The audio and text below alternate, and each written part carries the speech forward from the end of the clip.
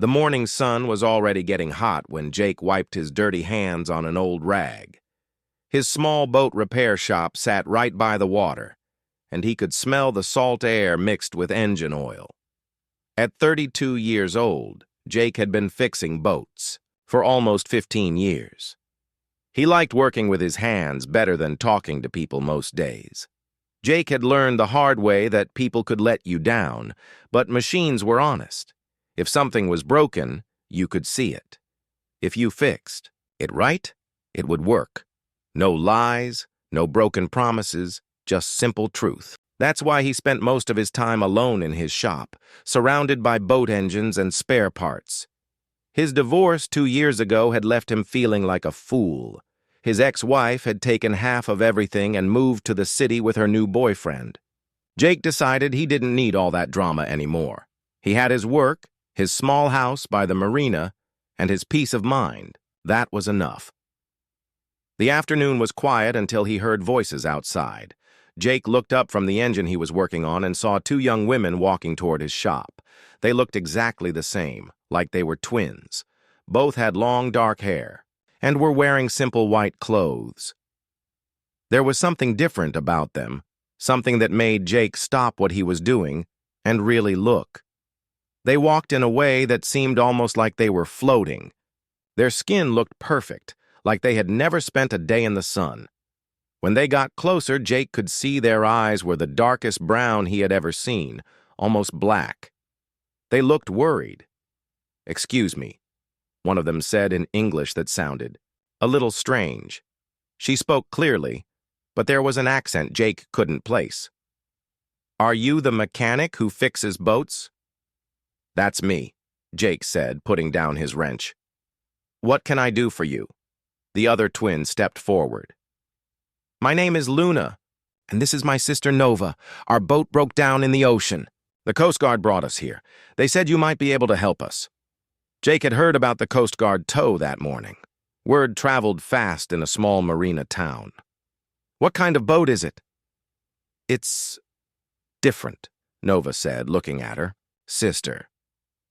Other mechanics said they couldn't fix it. You're our last hope." There was something in the way she said it that made Jake curious. In all his years fixing boats, he had never met an engine he couldn't figure out. "Let me take a look." "Where is it?" The twins led him down to the far end of the marina where the Coast Guard had tied up their boat. When Jake saw it, he stopped walking and just stared. The boat was unlike anything he had ever seen. It was about 30 feet long, but shaped in a way that looked more like it belonged in space than in the ocean.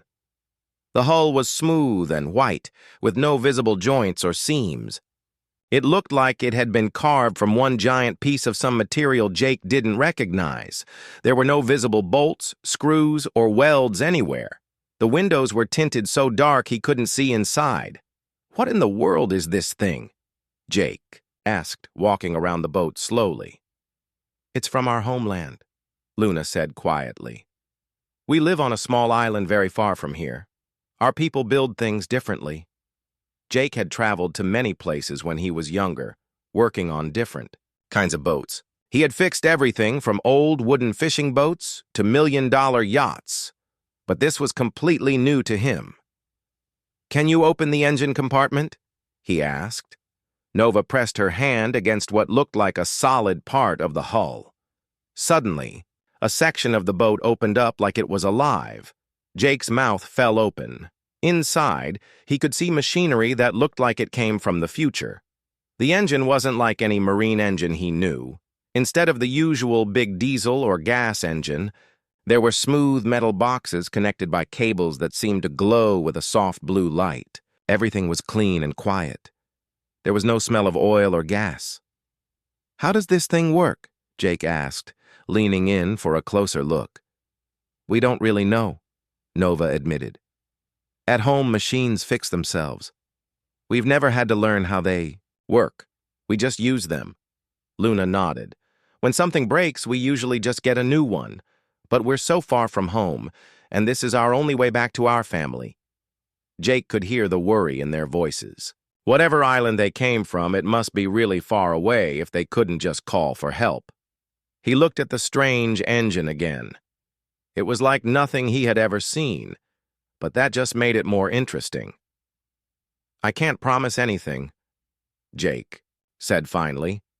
"This is way different from what I usually work on, but I'll try my best." Both twins smiled at the same time, and Jake felt something warm in his chest. It had been a long time since anyone had looked at him like he was their hero. "Thank you," Luna said. "We'll pay you well for your help." "How long do you think it will take?" Nova asked. Jake scratched his head. "Hard to say. I need to figure out how this thing even works first. Could be days, could be weeks. You got somewhere to stay?" The twins looked at each other with concern. "We didn't plan for a long stay," Luna said. "There's a small hotel in town," Jake offered. "Mrs. Chen runs it. She's nice and won't charge you too much." As the sun started to set, Jake found himself thinking about the strange boat and the two mysterious women. He had always prided himself on being able to fix anything, but this would be his biggest challenge yet. Something told him his quiet, simple life was about to get a lot more complicated. Jake woke up earlier than usual the next morning. He couldn't stop thinking about that strange boat and the two sisters who needed his help. After a quick cup of coffee, he walked down to the marina while the sun was still low in the sky. Luna and Nova were already waiting by their boat. They looked like they hadn't slept much either. Both were wearing the same simple white clothes from yesterday, but now Jake noticed how perfectly clean they were. Not a single wrinkle or stain, which seemed impossible after spending time on a boat. "Good morning," Luna said with a smile that made Jake's day feel brighter already. "We brought you something." Nova held out a container that looked like it was made from the same mysterious material as their boat. When she opened it, the most amazing smell filled the air. Inside were small, round things that looked like bread, but they glowed with a soft, golden light. "Food from our homeland," Nova explained. "We thought you might be hungry." Jake had never seen anything like it, but he was hungry, and it smelled incredible. He took a bite and his eyes went wide. It tasted better than anything he had ever eaten. It was sweet and savory at the same time, and it made him feel more awake and energetic than 3 cups of coffee. "This is amazing," Jake said, taking another bite. "What is it?" "We call it morning bread," Luna said. "It grows on special trees on our island." Jake wanted to ask more questions, but the boat was waiting. He grabbed his toolbox and climbed aboard.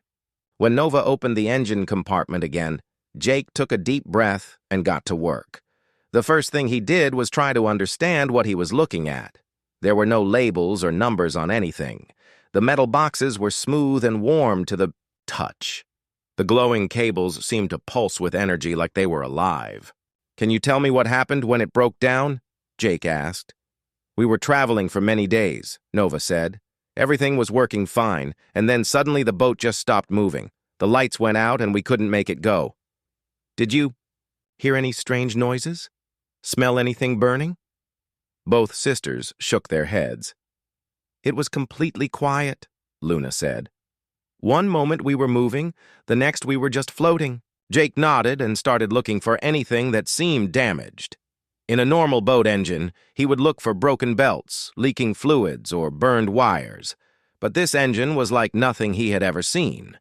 The twins watched him work with intense curiosity. Every time he touched something or moved a tool, they leaned in closer to see what he was doing. "Why do you tap on things with that metal stick?" Nova asked, watching him use a small hammer to test connections.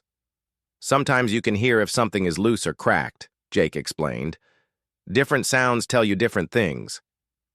"That's so clever," Luna said. "At home, our machines just tell us what's wrong with words that appear in the air." Jake stopped working and looked at them. "Words that appear in the air?" "Like this," Nova said. She touched a smooth panel on the wall, and suddenly glowing letters appeared floating above it. Jake couldn't read the symbols, but they were definitely some kind of writing. "Incredible," Jake whispered. He had heard about new technology, but this was beyond anything he could imagine. As the day went on, Jake started to figure out how the engine worked. It wasn't powered by gas or diesel like normal boats. Instead, it seemed to run on some kind of energy that came from the glowing cables. The metal boxes were like computers, but much more advanced than anything on Earth. "You know," Jake said, wiping sweat from his forehead, "I've been fixing engines for 15 years, and I learn something new every day. But this is like learning a whole new language." "You're very smart," Luna said. "Most people we've met couldn't understand even simple things about our technology." "Where exactly is your island?" Jake asked. He had been wondering about this all day. The twins looked at each other nervously. "It's very far away," Nova said finally, "in a part of the ocean that doesn't appear on your maps. Our people like to stay hidden," Luna added. "We only leave the island when we absolutely have to." Jake could tell there was more to the story, but he didn't push. Everyone had secrets, and these two seemed like good people who were just trying to get home. By afternoon, Jake had found what he thought was the problem. One of the metal boxes had a hairline crack that was so small he almost missed it. But when he looked closer with a magnifying glass, he could see that the crack went all the way through. "I think this is your problem," he said, pointing to the damaged box. "But I have no idea how to fix it. I've never seen metal like this before." Both sisters looked worried. "Can you make it work somehow?" Nova asked. Jake scratched his head and thought hard. He had built his reputation on being able to fix anything, but this was testing his limits. "Maybe," he said slowly. "I might be able to bypass this damaged part and reroute the power through a different path. It won't be pretty and it won't be permanent, but it might get you home." "You would do that for us?" Luna asked, her dark eyes shining with hope. "I'll try my best," Jake promised. "But it's going to take time. This is the most complex repair I've ever attempted." As the sun set on his second day working on their boat, Jake realized something had changed. For the first time in 2 years, he was excited about something. Not just the challenge of fixing the impossible engine, but spending time with Luna and Nova. They were unlike anyone he had ever met. They asked questions about everything, from how his tools worked to why the seagulls made so much noise. They seemed amazed by the simplest things, like watching him drink water from a plastic bottle or seeing him write notes on paper. "Tomorrow," Jake said, packing up his tools, "I'm going to try something that's either brilliant or completely crazy." "We trust you," both sisters said at the same time, which made Jake smile. Walking back to his house that night, Jake couldn't shake the feeling that these two mysterious women were going to change his life in ways he couldn't even imagine. 2 weeks had passed since Jake started working on the mysterious boat, and his whole world had changed without him even realizing it. Every morning, he would wake up excited to see Luna and Nova waiting by the marina. They had become part of his daily routine, and he couldn't imagine his days without them anymore. The repair work was going slower than Jake had hoped, but somehow he didn't mind. Every time he solved one problem, he would discover 2 more. The boat's technology was so advanced that each small fix required him to learn completely new ways of thinking about engines and power systems. "You're different from other people we've met," Nova said one afternoon while watching Jake carefully adjust a tiny component with tweezers. "Most humans give up when things get too difficult." Jake looked up from his work. "Most humans? That's a funny way to put it." Luna quickly spoke up. "She means most people from around here. Where we come from, people think differently about problems." Jake was starting to notice that the sisters sometimes said strange things, but he figured it was just because English wasn't their first language. He was more interested in getting to know them as people. During lunch breaks, they would sit together on the dock and talk about everything. Jake learned that the twins had never seen a movie, didn't know what pizza was, and had never heard music played on a radio, but they were incredibly smart and asked questions that made him think about his own world in new ways. "Why do people here work jobs they don't like?" Luna asked one day while they watched other boat owners coming and going from the marina. "Well," Jake said, thinking about it. Sometimes you have to do things you don't love to pay for the things you need. That seems sad, Nova said. On our island, everyone does what they're good at and what makes them happy. Sounds like paradise. Jake laughed, but he could see they were serious. The more time he spent with them, the more Jake realized how lonely he had been. After his divorce, he thought he wanted to be alone. But Luna and Nova made him remember how good it felt to have people who cared about what happened to him. They brought him food every day now, always something different and amazing. They would ask about his childhood, his dreams, his fears. They listened to everything he said like it was the most important thing in the world. "Tell us about your family," Nova asked one evening as they watched the sunset paint the sky orange and pink. "Not much to tell," Jake said. "My parents died when I was young. I learned to fix engines from my uncle, but he passed away 5 years ago.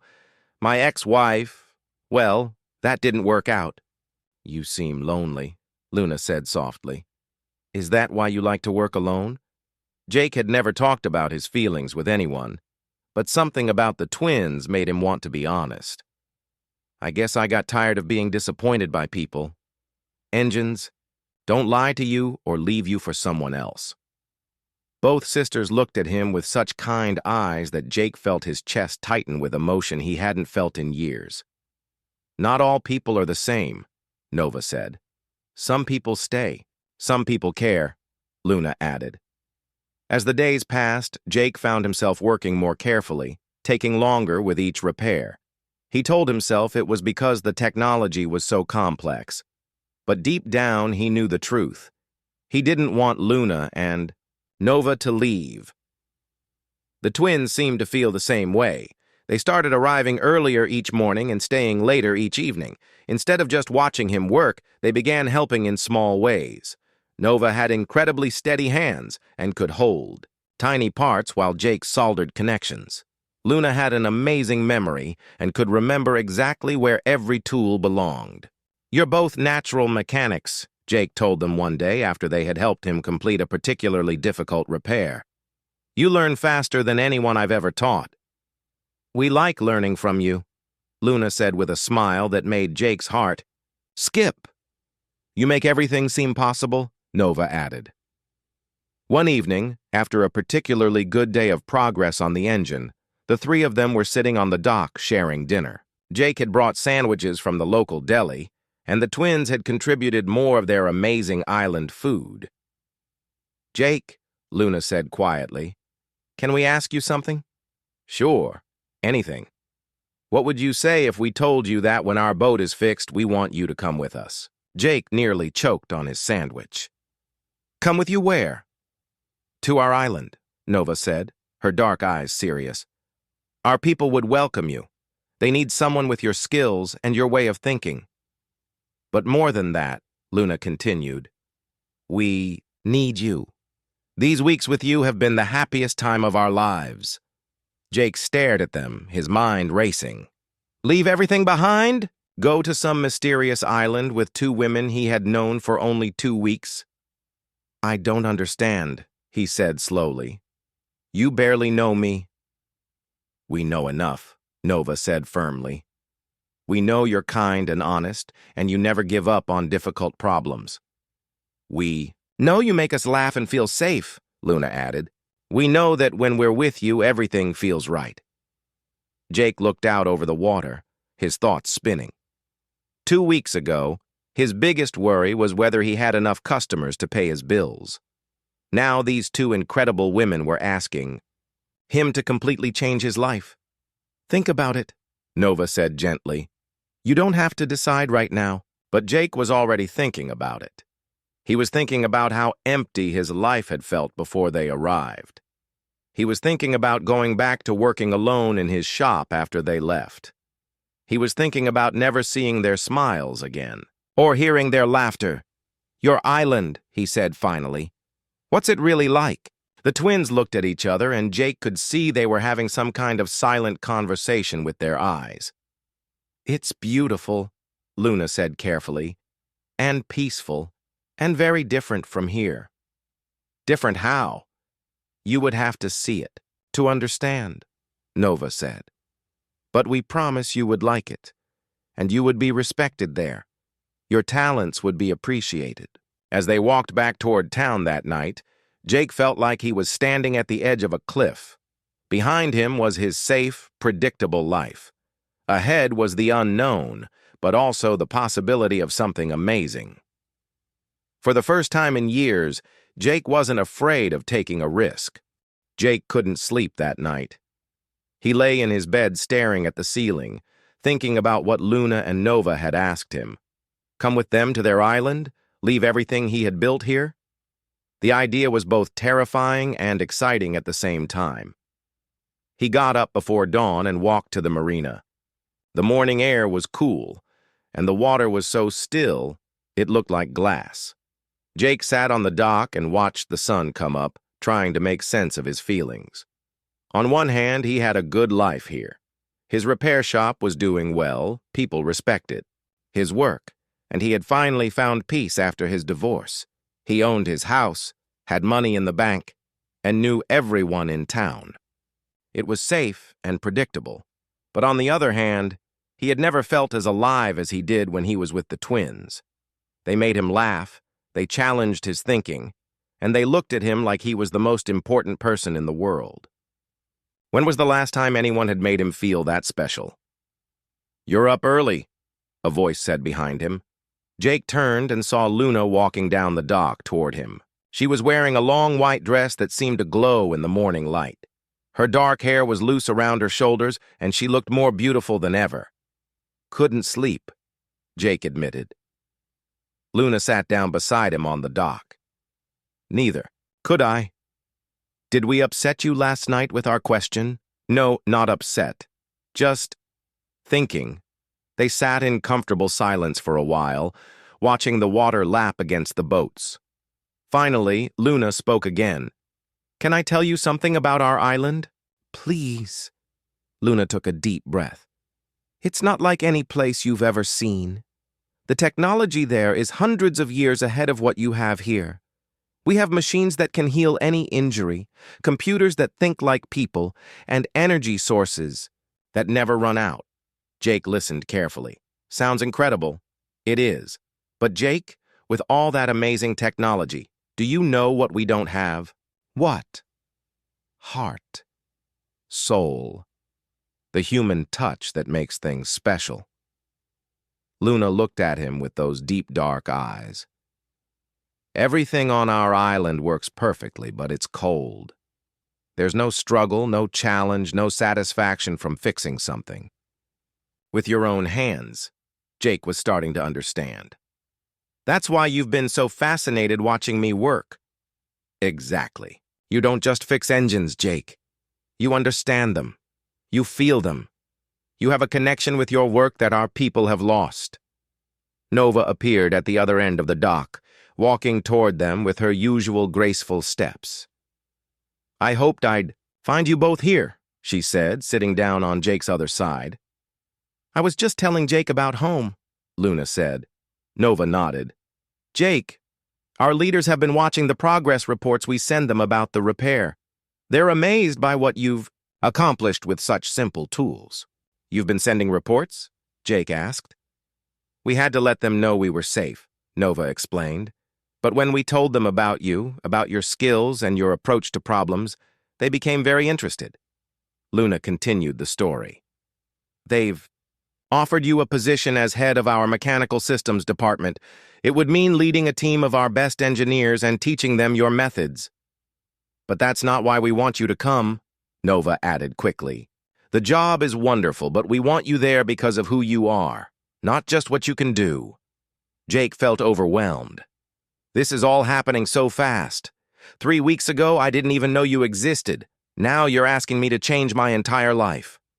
"We know it's a lot," Luna said softly.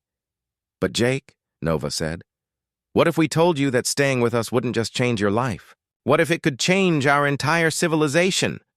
Jake looked at her with confusion. "What do you mean?" The twins exchanged one of their silent looks again. Luna spoke carefully. "Our people have become too dependent on technology. We've forgotten how to solve problems with creativity and determination. We need someone who can teach us to think differently. You mean someone like me? Not someone like you, Nova said with a smile. We mean you, specifically. In just 3 weeks, you've done something our best engineers said was impossible. You fixed our ship using nothing but basic tools and human ingenuity. Jake felt a warm feeling in his chest. Nobody had ever told him he was special or important before. His ex-wife had always made him feel like he wasn't good enough, but Luna and Nova saw something in him that he had never seen in himself. There's something else, Luna said hesitantly. Our island doesn't appear on any of your maps because it's not exactly in this world. Jake frowned. What do you mean? It exists in a place between worlds, Nova tried to explain. We can travel between different realities. That's how our technology became so advanced. We learned from many different civilizations. Jake's head was spinning. Are you saying you're not from Earth? We are and we aren't, Luna said. Our ancestors came from here long ago, but they discovered how to travel to other dimensions. Our island exists in a space where the laws of physics work differently. That's why our technology seems so strange to you, Nova added. It's built using principles from multiple realities. Jake stood up and walked to the edge of the dock. This was all too much to process. Parallel dimensions? Other realities? He was just a simple boat mechanic from a small coastal town. I know it sounds crazy, Luna said, walking up behind him. But Jake, what if it's real? What if we're offering you the chance to be part of something bigger than you ever imagined? And what if I can't handle it? What if I'm not smart enough? Or special enough for your world? Nova joined them. Jake, you've already proven you can handle anything. You fixed our ship when nobody else could even understand how it worked. But more importantly, Luna said, taking his hand, you've already changed us. Before we met you, Nova and I felt empty inside. We had everything we could want, but we weren't truly happy. Now we are, Nova said, taking his other hand. For the first time in our lives, we feel complete. Jake looked down at their hands holding his. These two incredible women, with their advanced technology and mysterious origins, were telling him that he made them happy. Him. The guy who had spent 2 years hiding from the world in his repair shop.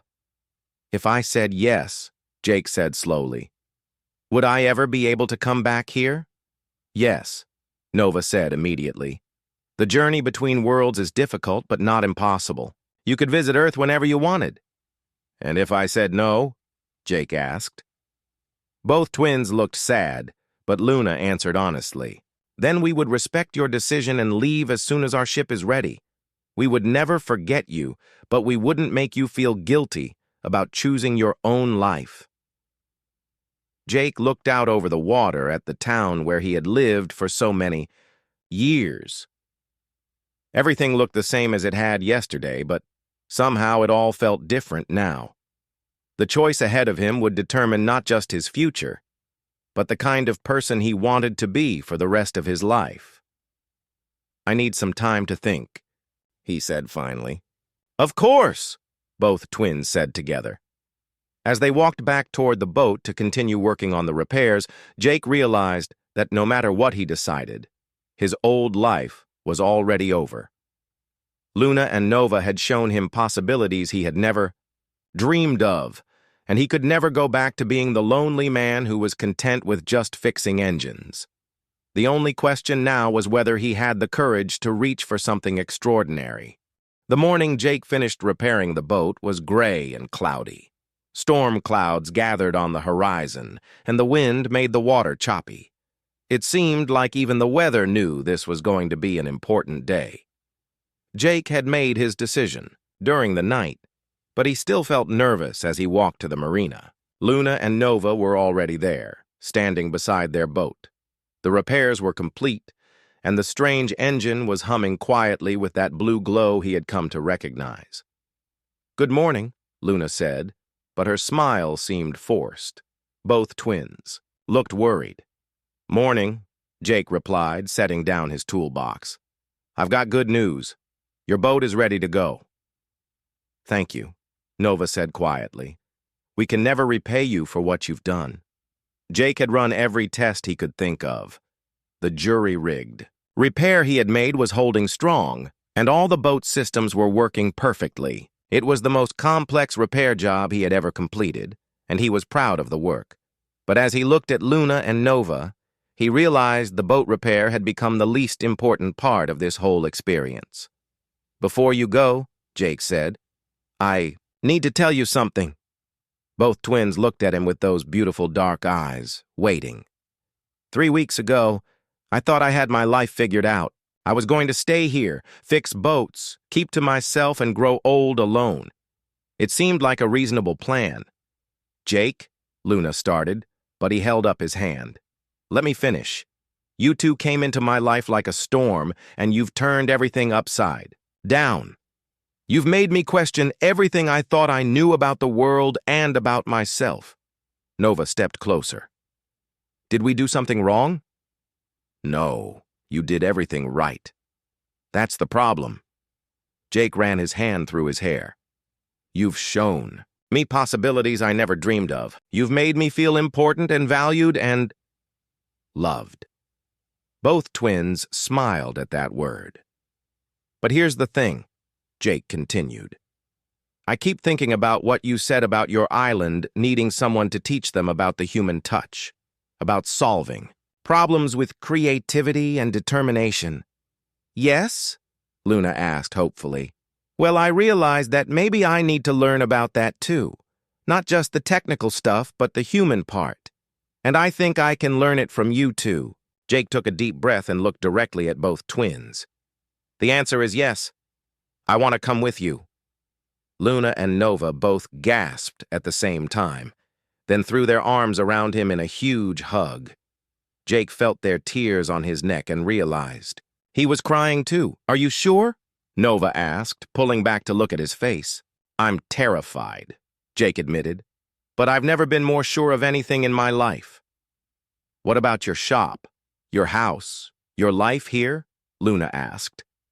Jake had spent the whole night thinking about this. "I can sell the shop to my assistant, Tom. He's been wanting to buy it for years. The house, too. As for my life here," Jake looked around the marina one last time. "It was a good life, but it wasn't complete. I was just existing, not really living." "And now?" Nova asked with a smile. "Now I want to see what living really means." The twins led him aboard their boat, and Jake was amazed by how different the interior looked from any boat he had ever been on. Everything was smooth and white, with soft lighting that seemed to come from nowhere. There were no visible controls or instruments, just smooth panels that responded to touch. "This is where you'll sleep during the journey," Luna said, showing him to a room that was bigger than his entire workshop. "The trip will take several days." "How many days?" Jake asked. "Time works differently when you travel between worlds," Nova explained. "It might feel like 3 days to us, but only 1 day will pass here on Earth." Jake nodded like he understood, even though he didn't really. He was learning to accept that there were many things about Luna and Nova's world that he might never fully understand. "Jake," Luna said seriously, "there's something else we need to tell you before we leave." "What?" "The job offer we mentioned, leading our engineering department, that was real, but it's not the main reason our leaders want to meet you." Nova continued the explanation. "They've been studying the reports about how you fixed our ship. They believe you might be the key to solving a big problem our civilization has been facing." "What kind of problem?" "Our people have become too dependent on technology," Luna said. "We've lost the ability to innovate, to think creatively, to solve problems without computers telling us what to do." "But you, Jake," Nova said with excitement in her voice, "you represent something our people have forgotten. You show that sometimes the best solutions come from human instinct and experience, not from advanced calculations." "They want to learn from me?" Jake asked, hardly believing it. They want you to teach our entire civilization how to think like you do, Luna said. How to approach problems with curiosity instead of fear. How to find solutions using creativity and determination. Jake felt overwhelmed again. That's a lot of pressure. You don't have to do it alone, Nova assured him. We'll be with you every step of the way. We're not just bringing you as a teacher, Luna added softly. We're bringing you as our partner in everything. Jake looked at both of them and understood what she meant. This wasn't just about work or adventure. This was about love, about building a life together, about becoming a family, partners in everything, Jake repeated. I like the sound of that. As the boat pulled away from the marina, Jake stood on the deck watching his old life get smaller and smaller. He saw his repair shop, his house, the diner where he ate breakfast every morning. All of it was disappearing behind them, but when he turned around, he saw Luna and Nova smiling at him with such joy and love that he knew he had made the right choice. No regrets? Nova asked. Jake put his arms around both twins and pulled them close. The only thing I regret is that it took me 32 years to find you two. We found each other exactly when we were supposed to, Luna said wisely. As their boat headed toward the horizon, Jake thought about the question they had asked him. Would he stay forever? He still didn't know what forever meant in their world, but he knew one thing for certain. He was ready to find out. The storm clouds parted as they traveled, and the sun broke through, turning the ocean golden. Ahead of them, Jake could see something impossible, what looked like a doorway made of light floating above the water. Ready for the journey of a lifetime? Nova asked. Jake squeezed their hands tighter. With you two, I'm ready for anything, and, as their boat sailed through that doorway of light into whatever world waited beyond, Jake realized that sometimes the best adventures begin when you stop playing it safe and start believing in possibilities you never imagined.